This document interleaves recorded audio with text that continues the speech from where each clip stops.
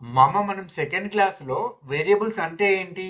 అసలు ఎలా డిక్లేర్ చేయాలి? వాటిని ఎలా వాడాలి? బెస్ట్ ప్రాక్టీసెస్ ఏంటి? ఇంటర్వ్యూ క్వెషన్స్ ఏంటివి అనేది క్లియర్‌గా చెప్పాను మామ. ఆ క్లాస్ చూసి ఈ క్లాస్ చూడు మామ. ప్రతి క్లాస్‌లో ఇంటర్వ్యూ క్వెషన్స్ ఉంటాయి. నీకే హెల్ప్ అవుతది మామ. జాబ్ ఈజీగా వస్తది. ఓకేనా?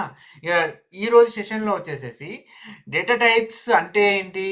And dynamic typing in JavaScript అంటే ఏంటి అనేది క్లియర్‌గా చెప్తా మామ. ఓకేనా? లాస్ట్ వరకు చూడు. దీనిలో కూడా ఇంటర్వ్యూ క్వశ్చన్స్ ఉన్నాయి మామ, నీకు హెల్ప్ అవుతుంది. ఓకేనా? జనరల్గా జావా స్క్రిప్ట్ అనేది డైనమికలీ టైప్డ్ లాంగ్వేజ్ అని అంటారు మామ.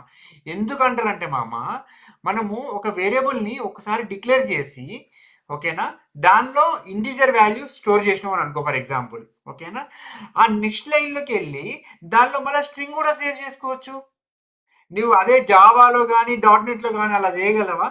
చేయలేము. ఎందుకంటే ఒక్కసారి డేటా టైప్ డిక్లేర్ చేస్తే అది అందులోనే ఉండాలి. ఇక డేటా టైప్ చేంజ్ చేయలేము. కానీ జావా స్క్రిప్ట్లో అది అలో చేస్తారు మామ. ఓకేనా? ఒక్కసారి వేరియబుల్ని డిక్లేర్ చేసి దానిలో ఒక స్ట్రింగ్ ఇస్తే స్ట్రింగ్ అయిపోతుంది. ఓకేనా? దాని నెక్స్ట్ స్టేట్మెంట్లో దానిలో మళ్ళీ ఇంటీజర్ ఇచ్చామనుకో దాని డేటా టైప్ ఇంటీజర్ అయిపోతుంది. అందుకని Java script dynamically typed language అని అంటారు మామ. ఓకేనా? క్లియర్గా ఉంది కదా మామ. డైనమికలీ టైప్డ్ లాంగ్వేజ్ అని ఎందుకు అంటారు అని అంటే దాని డేటా టైప్ అనేది డైనమిక్గా చేంజ్ అవుతుంది వాల్యూని బట్టి. అందుకని చెప్పి దాన్ని డైనమికలీ టైప్డ్ లాంగ్వేజ్ అని అంటారు మామ. క్లియర్ కదా మామ? ఓకేనా? మనకి జావా స్క్రిప్ట్లో డేటా టైప్స్ ఏమేమి ఉన్నాయని అడుగుతాడు. అప్పుడు మనం ఏమర్థం అర్థం చేసుకోవాలి? జనరల్గా అన్ని లాంగ్వేజెస్లో ఉన్నవాయే ఇక్కడ కూడా ఉంటాయి మామ. కానీ ఇక్కడ డైనమిక్గా టైప్ అవుతాయి అనమాట. ఓకేనా? స్ట్రింగ్ ఉంటుంది. ఓకేనా? నెంబర్ ఉంటుంది, బూలియన్ ఉంటుంది, నల్ ఉంటుంది, అన్డిఫైన్డ్ ఉంటుంది, సింబల్ ఉంటుంది, బిగ్ ఇంట్ కూడా ఉంటుంది మామ. ఇవన్నీ డేటా టైప్స్. ఓకేనా?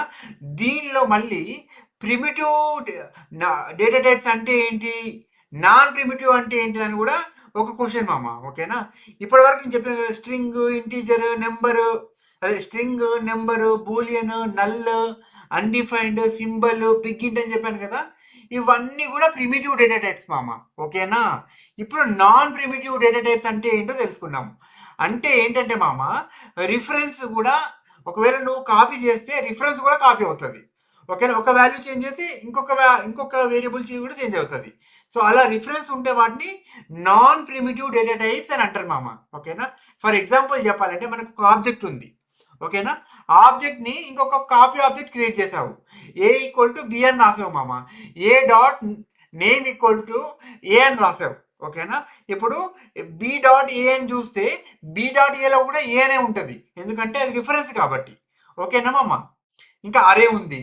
అరేస్ కూడా అంతే మామ, రిఫరెన్స్ వేరియబుల్స్ అవి. అందుకని చెప్పి నాన్ ప్రిమిటివ్ డేటా టైప్స్ అంటారు వీటిని కూడా.